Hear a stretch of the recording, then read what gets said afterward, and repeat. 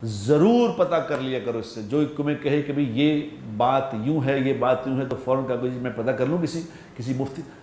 سارا دین پڑھنے کی ضرورت نہیں ہے، سارا دین پڑھ بھی نہیں سکتا کوئی.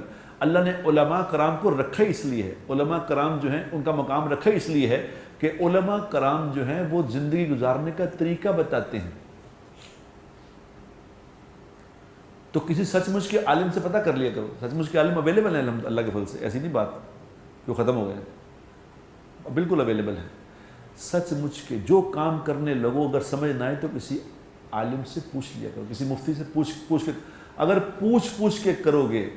آخری بات آپ کو بتا دوں، آپ نے کاروبار کرنا تھا، آپ کو سمجھ نہیں آیا، آپ مفتی صاحب سے پوچھا جی یہ کاروبار میں کیا کروں. اب مفتی صاحب نے آپ کو بتایا کہ یوں کر لو.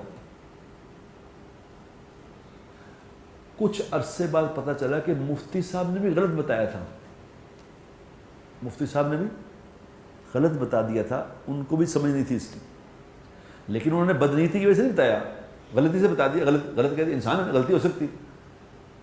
انہوں نے غلط بتایا تھا، آپ غلط کر رہے تھے، تب بھی آپ کو غلط کرنے کا بھی اجر ملے گا، پکڑ نہیں ہوگی.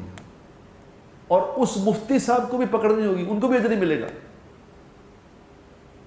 سمجھ آ رہی بات کہ اللہ اتنے مہربان ہے کہ بھی پوچھ کے کرو، زندگی پوچھ کے گزارو. جو بھی عمل کرنا ہے اگر آج سے یہ نیت کرو کہ ہم جو بھی ہمارے جب بھی کوئی گھر میں پیدا ہوگا، کوئی گھر میں مر جائے گا، کوئی شادی ہوگی، بیاہ ہوگا، کاروبار ہوگا، جو بھی کچھ گھر میں ہوگا ہم حضور کے طریقے پہ کریں گے.